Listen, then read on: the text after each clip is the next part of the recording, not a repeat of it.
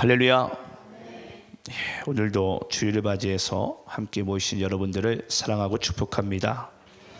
우리 옆 사람과 함께 교제하겠습니다. 하나님께서 당신을 사랑하십니다 라고 인사하겠습니다.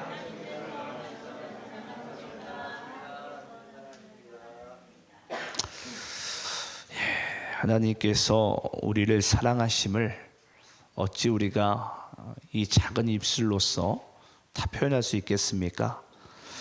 오늘도 그 사랑과 은혜 안에서 오늘 이 복된 소식을 함께 누리는 시간 되길 소망합니다. 자, 오늘 말씀의 주제는 우리가 어찌할꼬 하거늘. 사도행전 2장 36절 47절입니다. 사도행전 2장 36절로 37절인가요? 예, 37절로 47절입니다. 37절로 47절. 자, 저와 여러분 함께 말씀을 교독하시면서 읽겠습니다. 제가 37절 있습니다. 그들이 이 말을 듣고 마음에 찔려 베드로와 다른 사도들에게 물어 이르되 형제들아 우리가 어찌할꼬 하거늘. 베드로가 이르되 너희가 회개하여 각각 예수 그리스도의 이름으로 세례를 받고 죄 사함을 받으라. 그리하면 성령의 선물을 받으리니 이 약속은 너희와 너희 자녀와 모든 먼데 사람 곧 주 우리 하나님이 얼마든지 부르시는 자들에게 하신 것이라 하고, 또 여러 말로 확증하며 권하여 이르되 너희가 이 패역한 세대에서 구원을 받으라 하니 그 말을 받은 사람들은 세례를 받음에 이날의 신도의 수가 3,000이나 더하더라.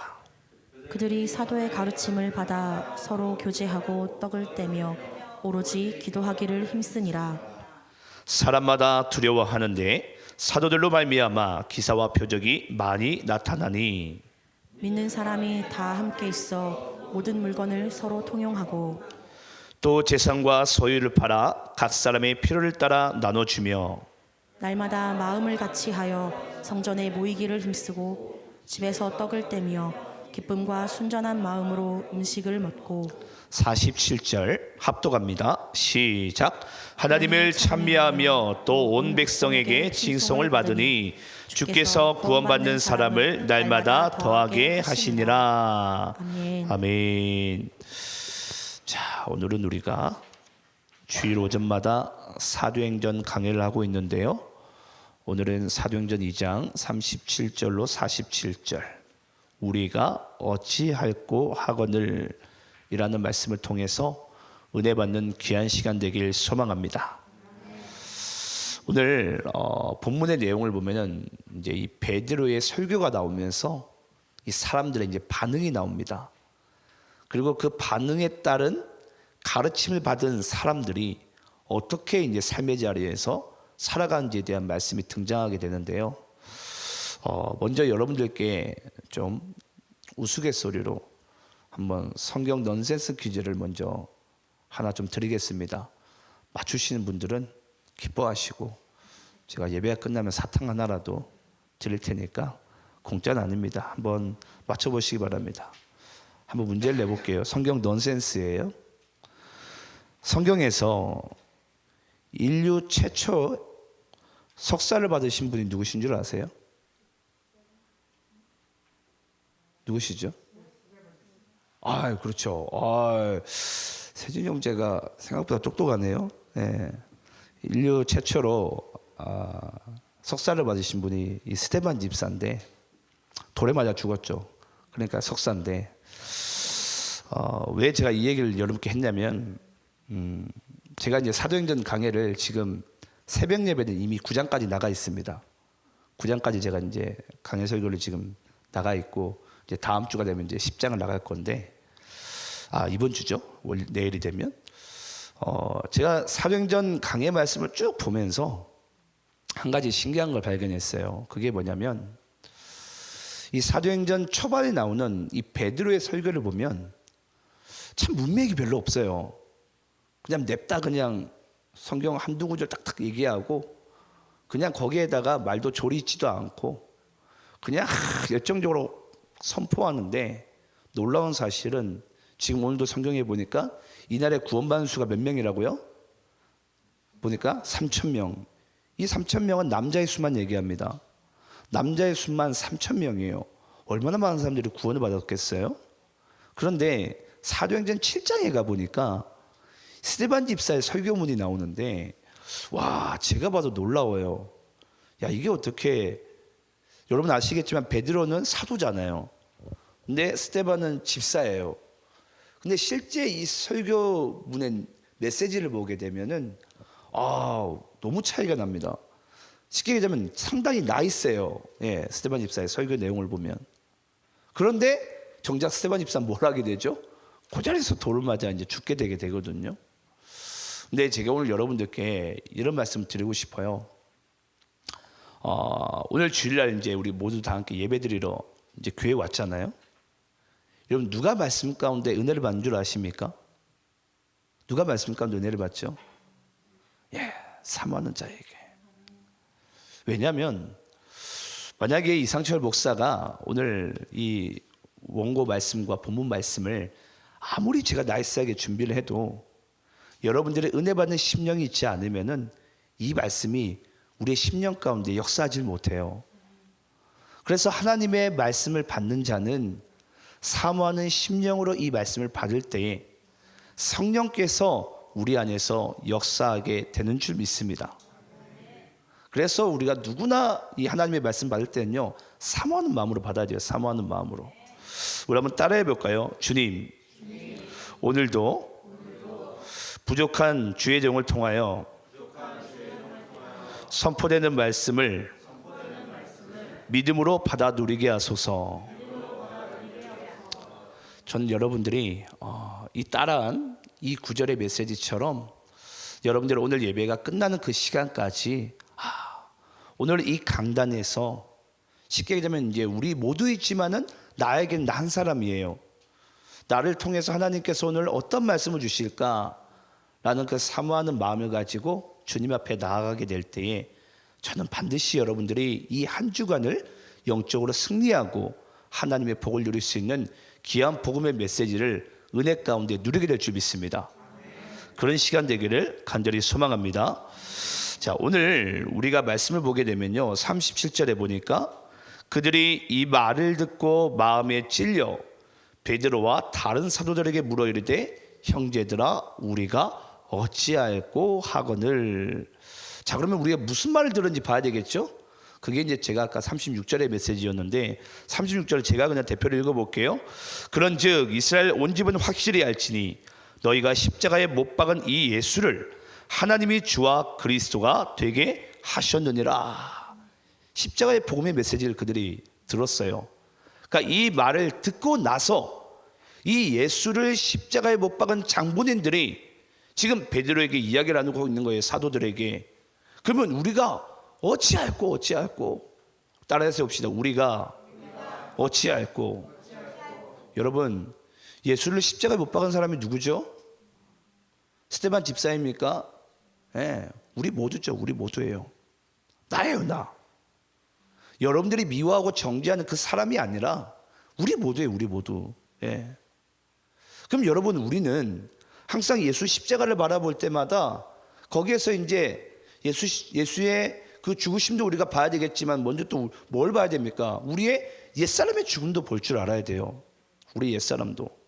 아니, 당연히 신앙생활 5년 10년 하신 분들은 뭐 집사 또 뭐 직분자 되신 분들은 아시겠죠. 아이, 목사님 누가 그걸 모릅니까? 다 알죠. 알지만 정말 여러분, 우리가 그런 믿음과 신앙 가운데 우리가 살아가고 있습니까? 여기서 이들이 묻잖아요. 우리가 그러면 하나님의 아들을 십자가에 못 박았는데 그러면 우리가 어찌할꼬? 이 일을 어떻게 해야 될꼬? 앞으로 이제 우리는 어떻게 살아가야 될꼬라는 것을 지금 사도들에게, 성령 충만함을 받은 이 사도들에게 이제 묻고 있는 거예요. 우리가 그러면 하나님의 아들을 그러면 십자가에 못 박고 뭣도 모르고 죽였는데 그럼 우리가 어떻게 해야 되겠느냐, 어떻게 해야 되겠느냐, 그런 이야기를 하게 될 때에, 자, 오늘 우리가 한번 말씀 볼 텐데요. 먼저 우리가 이 사실을 한 가지 알아야 됩니다. 누구나 아시겠지만 사도행전 말씀은 이 성령 행전과 똑같습니다. 그러면 성령을 받아요. 이제 이들이 우리가 어찌할꼬 하거늘 하면서. 그러면 성령을 받기 전에 가장 먼저 일어나는 이 37절의 메시지는 결국 뭘 얘기하는 거죠? 회개를 얘기한 거예요. 회개를. 돌이킴의 역사가 나타나요. 내가 십자가에 못 박은 이 33살 먹은 이 청년이 그냥 일반적인 청년이 아니구나. 하나님의 아들이었구나. 그 하나님의 아들이 죄에서 더 이상 빠져나올 수 없는 우리를 이 죄에서 속량해 주시려고, 건져내시려고 이 땅 가운데 말씀이 육신이 되어 오신 분이 바로 그리스도 예수이시구나 라는 것을 명확히 아는 자는 여러분, 반드시 우리의 심령 가운데 회개의 은혜가 임하게 된다고요. 우리 안에 더 이상 누군가를 미워하고 정죄하는 마음이 여러분 사라집니다. 예수를 믿는데 우리가 어떻게 남을 정죄해요? 불가능하죠, 여러분. 우리의 죄가 주홍빛보다 더 붉은데 우리가 어떻게 1만 달란트에 말할 수 없는 그 죄 탕감을 받고 단지 우리가 내 이웃의, 내 가족의 100데나리온의 그 죄를 우리가 사하지 못해가지고 하나님의 그 구원의 은혜를 누리지 못한다면 그게 어떻게 우리 인생 가운데 여러분 큰 복이 될 수 있겠어요? 근데 대부분의 여러분 성도들을 보면요, 그걸 우리가 잊고 살아갈 때가 많아요. 저도 똑같습니다. 하나님께 구원의 은혜는 말할 수 없는 은혜를 받았는데 우리는 작은 것에 용서하지 못하는 거예요. 오늘도 저는 여러분들이 이 말씀을 받는 우리 정말 여러분의 심령 가운데 다시 한번 우리가 내가 어떠한 제삼을 받았는지, 그리고 과거에 죄를 벗삼았고 또 남을 정죄하고 판단했던 그 미워했던 그 마음을 아직까지도 가지고 있다면 다시 여러분들이 회개하고 돌이킴의 은혜가 오늘 이 시간에도 임하길 간절히 소망합니다. 그러한 자가 여러분 하늘의 복을 받고 또 그러한 자가 오늘의 이 복음의 메시지를 은혜 가운데 누리게 된 줄 믿습니다. 그래서 오늘 우리에게 이 37절의 메시지를 하는 거예요. 분명히 그들은 처음에는 혈기가 그냥 왕성해가지고 예수를 다 죽이러 가잖아요. 십자가에 못 박아라. 차라리 우리에게 바나바를 내달라. 근데 이들은 결국은 예수를 십자가에 못 박고도 자기들도 무슨 잘못한지 몰랐어요. 하지만 그 베드로의 설교를 듣고 하나님의 메시지를 듣고는 우리가 하나님의 아들을 죽였구나, 하나님을 죽였구나, 그 원통함을 오늘 십자가의 복음을 통해서 그들의 심령이 찢어지고 하나님 앞에 회개하는 귀한 역사가 나타난 줄 믿습니다. 이제 물론 이건 이제 저에게 속한 부분이기도 한데요. 예전에 이제 선배 목사님들이 그런 얘기를 하시더라고요. 설교를 할 때 성도들에게 은혜 받았다는 말에 속지 말라고. 이 대부분들이 이제 성도님들이 이제 은혜 받았다라고 얘기를 하면요, 보통 어느 때 은혜를 받는 줄 아십니까? 이제 내가 원하는 그 설교 메시지를 오늘 강단에서 목사님이 했다라는 거예요. 대부분들이 은혜 받는 게 여러분 죄송합니다, 자기 만족에 이제 빠지게 돼요. 자기 만족에. 여러분 진짜 만약에 예를 들어서 오늘 말씀 듣는 가운데 은혜 받은 자는 어떤 반응이 나타날까요? 따라해 볼까요? 삶의 태도가, 삶의 목적이 바뀝니다. 삶이 바뀌어요. 삶이 여러분. 삶이 우리의 열매가 돼야 돼요. 삶이. 아니 말씀의 은혜를 받은 자가 어떻게 여러분 삶이 안 바뀝니까? 아니 예를 들어서 우리가 감동적인 영화를 보더라도 우리가 눈물 흘리고 거기서 뭐 여러 가지 우리가 뭐 감성적인 부분 나타낼 수 있어요. 하지만 하나님의 은혜를 받은 자들은 여러분 삶의 태도와 목적이 바뀝니다. 그런데 우리가 여전히 만약에 예를 들어서 말씀을 받았는데 어제 지었던 죄를 오늘 또 짓고 있어요. 분명히 오늘 말씀 가운데 그 죄를 하나님이 정확하게 지적해 주셨는데 여전히 만약에 우리가 그 죄를 벗삼고 있고 또 짓고 있다면은 정말 우리가 오늘 이 말씀을 은혜 가운데 누리고 있는지를 또 하나님 안에서 우리가 점검해야 될 줄 믿습니다. 여러분 혹시 미국의 유명한 자동차 회사인데 혹시 포드 자동차 회사 아시죠? 이 포드 자동차 회사의 창업주가 누구죠? 헨리 포드죠. 헨리 포드. 근데 이 헨리 포드가 여러분 크리스찬인데 수많은 어록 중에 남긴 것 중에 이런 말이 있어요. 제가 그 중에 이제 한 가지만 여러분께 좀 말씀드릴게요. 만약 제가 사람들에게 원하는 게 뭔지 물었더라면 사람들은 더 빠른 말이라고 대답했을 것입니다. 이게 어떤 말인 줄 아세요? 당시에는 이 포드라는 사람이요, 자동차 회사를 딱 설립하고 미국에 처음으로, 아니 전 세계에서 처음으로 자동차를 대량 생산화시켜 나갑니다. 근데 그때까지만 해도 미국에 있는 사람들이나 전 세계 사람들이 다 헨리 포드를 손가락질합니다. 아, 자동차를 뭐 하려고 대량 생산하냐고. 아무도 안 살 거라고. 차라리 빠른 타는 말, 차라리 빠른 말을 우리에게 제공해 달라고. 차라리 그런 말을 우리가 생산해 내자고. 그렇게 얘기했을 것입니다라는 거예요. 다 손가락질했어요. 근데 여러분, 이때 이 포드에서 이제 대박이 납니다. 그래서 저는 여러분, 하나님께서 우리에게 역사하시는 부분이 그러지 않을까라고 생각을 해요. 만약에 우리가 원하는 것을 하나님께 우리가 요구하고 우리가 원하는 것만 하나님께 받는다면 우리는 하나님의 복을 누리지 못합니다. 도리어 우리는 하나님께서 우리에게 무엇을 말씀해 주기 원하시는지, 또 하나님께서 우리에게 또 무엇을 주길 원하시는지를, 그걸 우리가 정말 주님께 기도하며 묻고 나아간다면은 우리가 예상하지 못하는 그 하나님의 놀라운 그 은혜들을 우리의 삶 가운데 누리게 될 줄 믿습니다. 그래서 우리가 해야 될 것은요, 하나님, 오늘도 하나님께서 내게 주신 이 하늘에 예비된 은혜를 나에게 부어달라고, 또 그것을 믿음으로 아멘하며 시인하는 자들에게 반드시 그 은혜가 또 임하게 된 줄 믿습니다. 자, 그리고 한번 38절 말씀을 오늘 한번 여러분들이 읽어볼까요? 본문 38절입니다. 38절 함께 있습니다. 시작. 베드로가 이르되 너희가 회개하여 각각 예수 그리스도의 이름으로 세례를 받고 죄 사함을 받으라. 그리하면 성령의 선물을 받으리니. 자, 베드로가 어찌할꼬? 라고 묻는 자들에게, 예수를 하나님의 아들인지 모르고 십자가에 못 박은 그 자리에 어찌할꼬? 라고 물을 때 베드로가 그들에게 말합니다. 뭐라고 얘기하는지 볼까요? 너희가 회개하여 각각 예수 그리스도의 이름으로 세례를 받고 죄 사함을 받으라. 그리하면 성령의 선물을 받으리니. 가장 먼저 뭐가 등장했죠? 회개하여. 돌이키라는 거예요. 더 이상 이 세상의 육신의 정욕에 물든 너희들의 인생 가운데 이 예수를 십자가에 못 박았는데 그런 인생을 더 이상 살지 말라라는 거예요. 회개하라. 회개의 진정한 의미, 여러분, 돌이킴을 얘기합니다. 돌이켜라. 다시 원래 있는 자리로 돌아가라 라는 뜻이에요. 자, 돌아가라 라고 얘기를 하면서, 그러면서 뭐 하라고, 이제는 원래 너희들이 이 창세기 가운데 하나님의 그 임재 가운데 살던 그리스도의 이름, 그 그리스도의 이름으로 살던, 통치 아래 살던 그런 삶으로 이제 돌아가라는 거예요. 그래서 우리가 그리스도의 이름으로 세례를 받는다라는 것은 이제는 내 삶은 여러분 내게 아니라는 거예요. 하나님의 것이에요. 하나님의 것. 내 것이 아니라. 근데 여전히 만약에 우리가 그리스도를 믿음에도 불구하고 하나님의 자녀임에도 불구하고 내가 원하는 대로 내 뜻대로 살아간다면 여러분, 그 또한 우리가 또 점검해 봐야 됩니다. 그래서 우리가 그리스도 이름으로 세례를 받고 뭐 하라고요? 죄 사함을 받으라. 죄 사함을 받으라. 네. 오늘도 이 회개의 은혜가 임하고 또 정말 그리스도의 이름으로 정말 여러분들이 이 성령 세례를 받는다면 이제 더 이상 이 죄가 우리의 인생을 주장하는 인생이 아니라 하나님의 놀라운 은혜가 우리에게 임하게 되고 또 그런 인생을 우리가 축복 가운데 누리게 될 줄 믿습니다.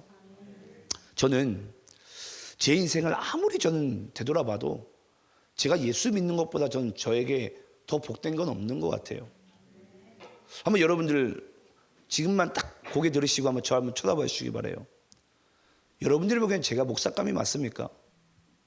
솔직히 부족하잖아요. 전 저를 알아요. 제가 부족한지. 예. 그런데 이런 자도 하나님께서 주의 종 삼으시더라고요. 저는 어떻게 하다가 내가 예수를 믿고 이런 복을 내가 누리게 됐을까? 예.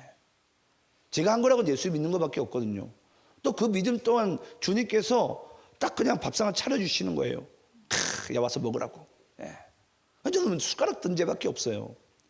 그러니까 그냥 갑자기 하나님과 같은 식구가 되더니, 그러더니 또 하나님의 나라를 위해서 또 영혼들의 구원을 위해서 저의 인생을 이끌고 가시는데, 야, 감사하구나. 오늘 제가 헌금 봉투에 저는 항상 적습니다. 제 감사 내용을 적고서 감사합니다 진짜 주님. 항상 하나님의 인도하심과 통치가 그 은혜가 항상 제 삶 가운데 뒤따르니까 얼마나 감사해요. 저는 우리 모두가 내가 예수 믿는 이 기쁨과 감사를 하나님 안에서 우리가 빼앗기지 않게 소망합니다. 제가 이 강단에서 인간의 지혜로, 세상의 지혜로 여러분들에게 나이스하게 설교하면 얼마나 제가 잘할 수 있겠어요. 하지만 여러분, 제가 아무리 백마디로 여러분들에게 나이스하게 설교해도 예수 이름 앞에 비교할 수가 없어요.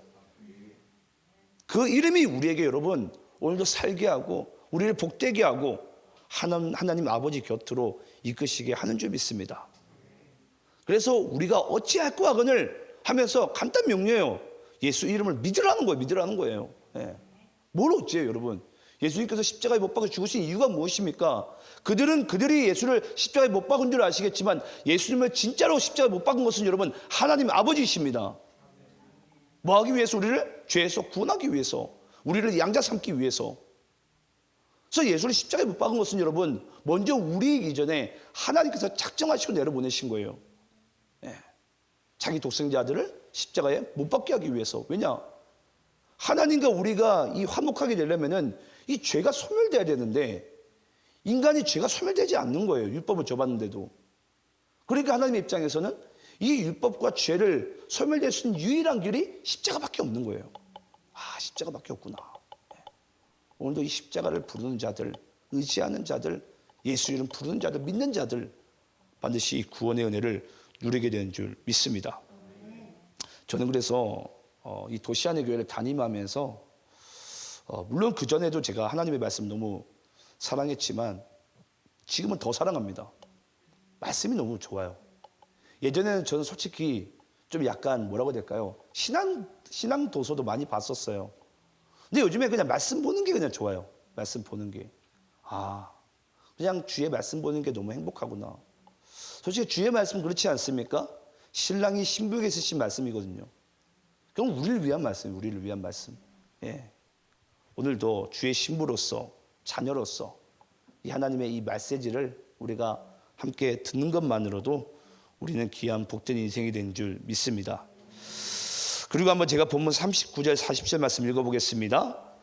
이 약속은 너희와 너희 자녀와 모든 먼데 사람 곧 우리 하나님이 얼마든지 부르시는 자들에게 하신 것이라 하고 또 여러 말로 확증하며 권하여 이르되 너희가 이 패역한 세대에서 구원을 받으라. 여러분, 오늘 예수님께서, 하나님께서 우리에게 이 복음을 왜 주게 됐는지 이유에 대한 부분이 나옵니다. 뭐 하기 위해서? 이 패역한 세대에서 너희들을 구원하기 위해서. 여러분, 여기서 이제 이 패역한 세대라는 글자가 나오는데 이 패역한 세대가 이 원어로는 스톨리오스라는 단어인데 이게 무슨 뜻이냐면 궤도에서 이탈하다라는 뜻이에요. 성경에서 패역한 세대라는 것이 또 이제 로마서 가면 나오죠. 그래서 우리가 이 패역한 세대는 궤도에서 이탈하다라는 거예요. 원래 지구는 어디에 있어야 되죠? 예를 들면 태양계에 있어야 돼요. 근데 거기서 이탈하게 되면 뭐 하게 됩니까? 당연히 빛을 못 받으면 우리가 뭐 죽든지 얼든지 뭐 어떻게 되겠죠. 뭐 그런 일은 당연히 없겠지만. 그럼 여러분, 우리로 따지면은 우리가 하나님 곁을 떠나게 되면 우리가 어떻게 하게 됩니까? 죽습니다. 죽어요, 우리는. 하나님 곁을 떠나면. 주님 곁을 떠나면 우리는 죽는 존재예요. 죽는 존재. 그래서 우리가 이 패역한 세대라는 것은 궤도에서 이탈하다. 너희들이 주님 곁을 떠나면 죽는다라는 거예요. 죽는다라는 거예요. 그러면 이제 우리는 뭐 해야 되죠? 다시 원래 자리로 돌아가야 되겠죠. 그게 우리가 이 땅 가운데 유일하게 살 길이고 영원한 살 길입니다. 내가 하나님 곁으로 가까이 나가야 되는구나. 주님 곁으로 나가야 되는 거구나. 그 이야기를 하시기 위해서 너희들에게 복음을 주는 것이다. 복음을 주는 궁극적인 이유가 너희들이 이 패역한 세대에서 궤도가 이탈된 부분에서 너희들을 구원하여 다시 원래 자리로 옮기기 위해서 내가 이 복음의 메시지를, 예수를 너희들에게 주는 것이다 라고 지금 이야기를 하고 있습니다. 그러면서 41절 말씀, 그 말을 받은 사람들은 세례를 받음에 이날의 신도의 수가 3,000이나 더하더라. 폭발적인 예수 믿는 이 현상이 나타납니다. 저도 근데 참 이해가 안 돼요. 아까도 말씀드렸지만 이 베드로의 설교가 그렇게 나이스하지 않거든요. 제가 지금도 아마 여러분들께 지금 전한 이 메시지가 그렇게 막 세련되게 들려지지 않았을 거예요. 여러분들이 흔히 아시는 말씀을 드렸지만은 이 가운데 하나님이 역사하시니까 그냥 거기에 믿지 않는 이 3천의 영혼들이 그냥 주님 앞에 돌아오는 거예요. 네. 그것도 남자의 수만. 네. 그러면서 이렇게 구원받은 자들이 여러분 이제 우리가 어찌하고 하거늘 이라고 얘기하면서 그럼 예수를 믿으라 라고 얘기하면서 성령 충만함이 그들에게 임하게 됩니다. 그러면 여러분 성령의 충만함을 받은 자들은 그럼 반드시 뭐가 나타나야 된다고 그랬죠? 삶의 변화가 나타나요. 삶의 변화가. 삶의 변화가 나타나는 말씀이 이제 42절부터 47절까지 등장하게 됩니다. 이제 그리스도를 믿고 성령 이제 죄 사함을 받고 성령 충만을 받은 자들이 성령 충만을 받게 되면은 이러한 현상이 나타난다라는 것을 이 초대교회 교회 가운데 42절부터 47절까지 나열하고 있는데, 자, 첫 번째로는 여러분 어떤 현상이 나타나냐면 서로 교제하고 떡을 떼며 오로지 기도하기를 힘쓰게 됩니다. 우리 42절 43절 말씀 우리 한번 합독하면서 읽어볼게요. 자, 시작. 그들이 사도의 가르침을 받아 서로 교제하고 떡을 떼며 오로지 기도하기를 힘쓰니라. 사람마다 두려워하는데 사도들로 말미암아 기사와 표적이 많이 나타나니. 여러분 성령의 충만을 받은 자들이 예수를 믿는 자들이 첫 번째 나타난 이 삶의 변화가 뭐냐면 서로 교제하고 떡을 떼며 하나님께 전심으로 기도하더라라는 거예요. 여기서 가장 중요한 부분은 여러분 기도도 물론이지만 여기서 뭐 한다고? 서로 교제하고. 기도는 뭐죠? 하나님과 교제예요. 서로 교제하는 건 뭐죠? 이웃과 교제예요. 그건 하나님 사랑과 이웃 사랑이 회복되더라는 거예요. 그게 우리가 이제 성경에서는 화목하게 하게 되다. 화목하게 되다. 여러분 성령을 믿는 자들의 삶의 변화의 첫 번째가 바로 이것입니다. 하나님과의 관계 회복과 내 이웃의 관계 회복이 나타납니다. 근데 모르겠어요. 과연 우리 모두는 그리스도를 믿고 성령을 받았는데 나는 지금 하나님과 관계가 화목하게 되어져 있습니까? 어떠세요? 내 이웃과 관계가 여러분 지금 화목하고 있습니까? 이게 첫 번째 삶의 변화거든요. 삶의 변화. 첫 번째. 이걸 우리가 초대교회에 나타났다라고만 생각하면 안 돼요. 지금 제3을 받고 그리스도의 이름을 믿고 지금 성령을 받은 자들은 이 삶의 변화가 첫 번째로 나타났다라는 거예요. 뭐가? 바로 이 관계 회복이 화목하게 하게 되는 부분이. 우리 한번 고린도후서 5장 17절 18절 말씀 읽어볼까요? 여러분들이 잘 아시는 말씀 나올 텐데 17절 잘 아시는 말씀 제가 읽어보고 여러분들 18절 있습니다. 그런즉 누구든지 그리스도 안에 있으면 새로운 피조물이라. 이전 것은 지나갔으니 보라 새 것이 되었도다. 모든 것이 하나님께로서 났으며 그가 그리스도로 말미암아 우리를 자기와 화목하게 하시고 또 우리에게 화목하게 하는 직분을 주셨으니. 자, 여러분 고린도후서 5장에 정확하게 제가 여러분께 말씀드린 부분이 등장합니다. 예, 우리가 이제 그리스도를 믿게 되게 되면은 하나님과의 관계 회복이 나타나면서 삶의 첫 번째 변화가 화목하게 되는 부분이 이제 나타난다고 그랬어요. 근데 우리가 고린도후서 5장에 보니까 17절에 너희들이 이제는 새로운 피조물이다. 새로운 피조물은 18절에 가보니까 어떻게 살아간다고 그랬죠? 너희들과 하나님과 너희가 화목하게 되었으니 우리에게 뭘 맡기셨다고 했습니까? 화목하게 하는 직분을 맡기셨다는 거예요. 그럼 화목하게 하는 직분을 우리에게 왜 맡기십니까? 당연히 이 땅 가운데 그 화목하게 하는 그 직분으로서 이웃과 누구를 만나든지 그 화목하게 하는 그 직분을 너희들이 누리며 살라라는 거예요. 예. 근데 여전히 우리가 예수를 믿고도 여러분 내가 누구를 정죄하고 판단하는 마음이 있다면 우리가 하나님 안에서 점검해 봐야 됩니다. 여러분 우리 모두는 새로운 피조물임을 믿습니까? 우리는 새로운 피조물이에요. 예수를 믿는다면 다 새로운 피조물이에요. 그러면 새로운 피조물은 하나님과 화목하게 되었으니 너희들에게 이웃과 화목하게 할 수 있는 그 열쇠를 키를 우리에게 주시겠다라는 거예요. 그럼 우리 이 땅 가운데 이 화목하게 하는 직분을 순종함으로 또 누리는 귀한 인생 살아가 될 줄 믿습니다. 그래서 여러분 예수 믿는 자들에게는 여러분 영혼들이 가까이 옵니다.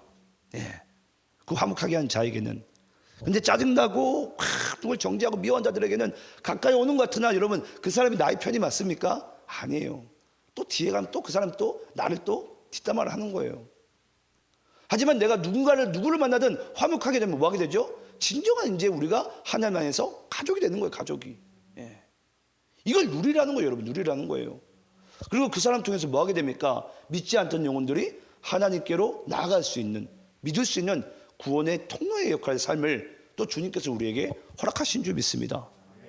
이것이 바로 예수 믿고 회개하고 성령 받은 자의 첫 번째 삶의 변화입니다.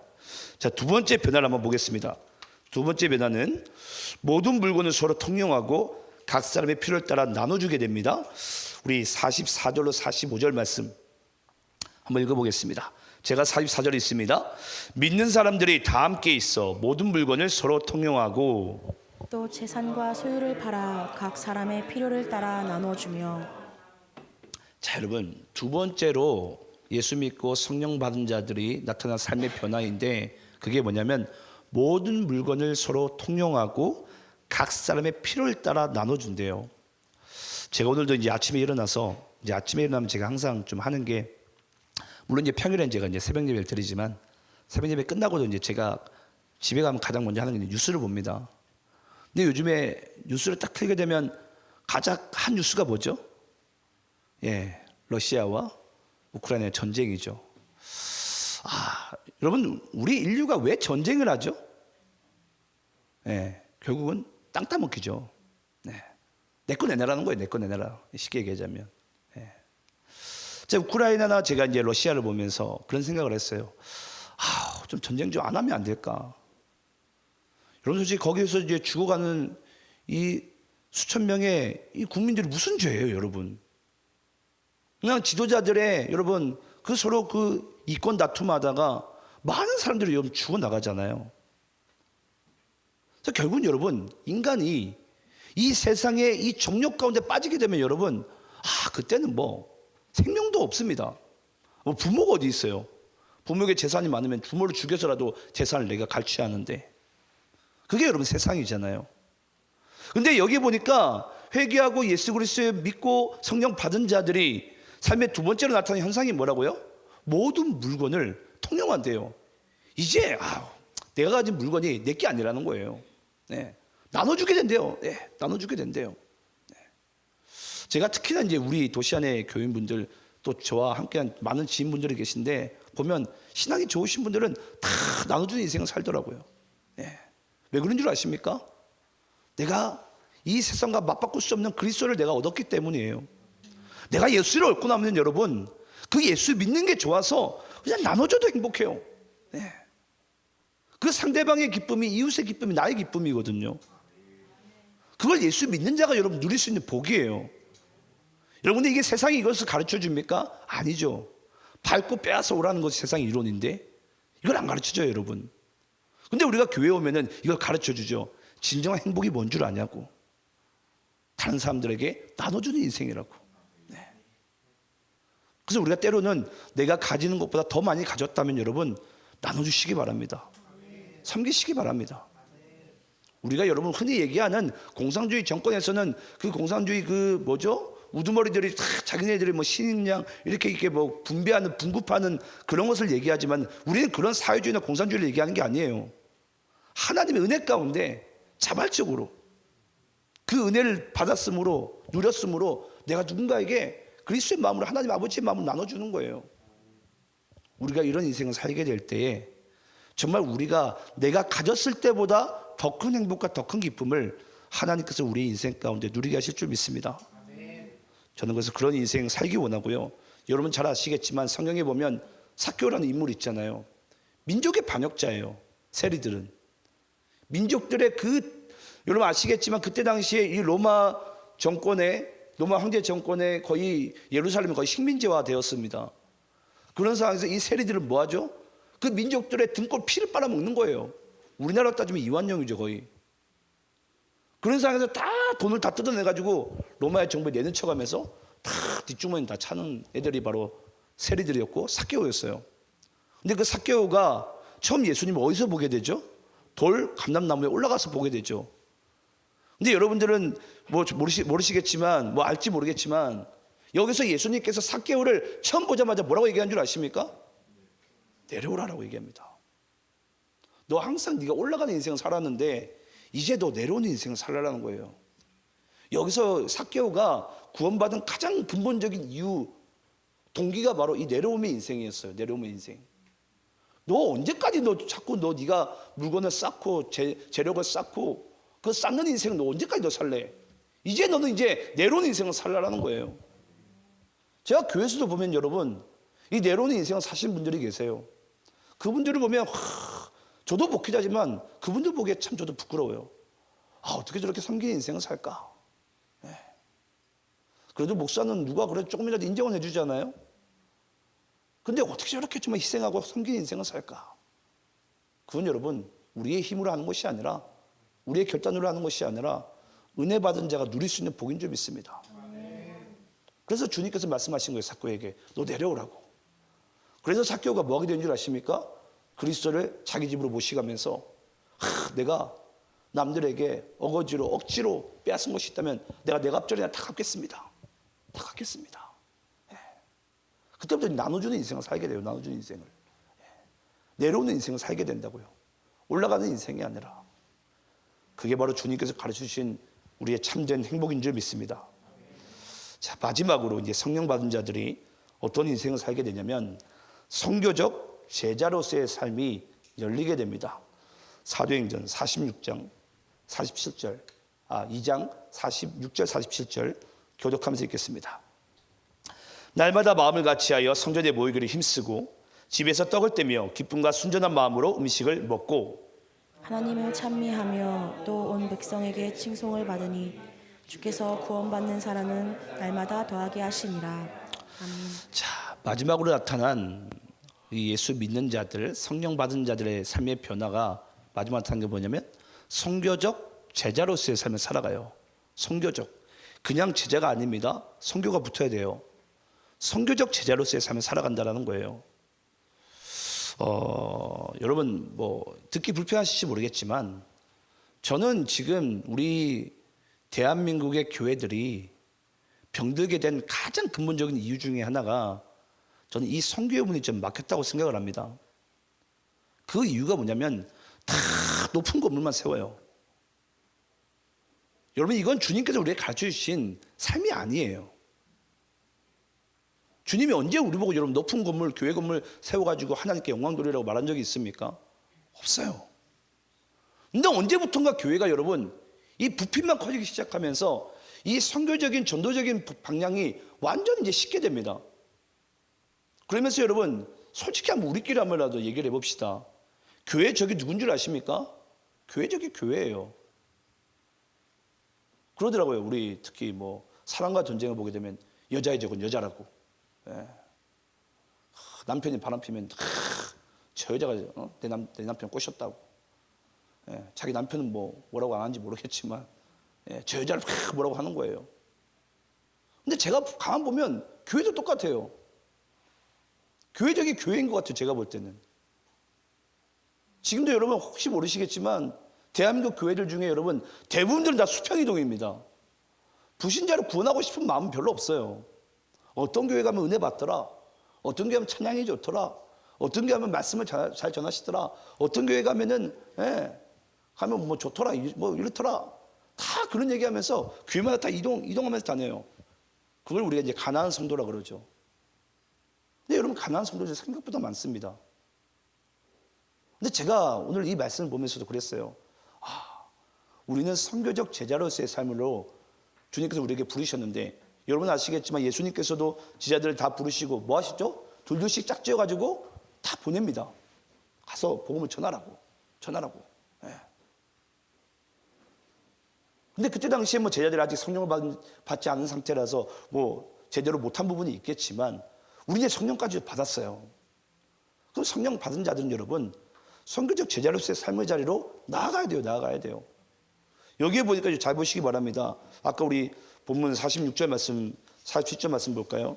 날마다 마음을 같이 성전에 모이기를 힘쓰고 집에서 떡을 떼며 기쁨과 순전한 마음으로 음식을 먹고 하나님을 찬미하며 또 온 백성에게 칭송을 받으니 주께서 구원받은 사람을 날마다 더하게 하시니라. 여러분, 결국 이들이 나중에 뭐 하게 된 줄 아십니까? 이 초대교회 이 사도행전 2장의 이 부분이 이제 사도행전 7장까지는 계속 예루살렘으로 복음을 전해 나갑니다. 사도행전 8장부터 해가지고는 이제 이들이 이제 이방 땅으로 이제 복음을 전하면서 나아가요. 이게 바로 선교적 제자로서의 삶이에요. 나로부터 시작해서 가정과 지역을 넘어서 나라를 넘어서 이방 땅까지 나아가는, 이게 바로 여러분 복음의 역사예요. 복음의 역사. 그러니까 주님께서는 그러니까 당연히 구원받은 사람을 날마다 더하게 하시는 거죠. 여기서 구원받은 사람을 날마다 더하게 하신 부분 가운데 있어서 가장 중요한 키워드가 있습니다. 그게 뭐냐면 바로 주께서라는 거예요. 주께서. 여러분, 교회에 모이는 것은 교회 크기도 아니고 부피도 아니고 목사의 얼마나 유명한 그런 부분도 아닙니다. 제가 설교를 얼마나 나이스한 부분 가운데도 달려있지 않습니다. 교회가 예를 들어서 건강하게 영적으로 성장한다면 그 모든 것은 주께서 하셔야 됩니다. 주께서 구원받는 사람을 날마다 더하게 하시니라.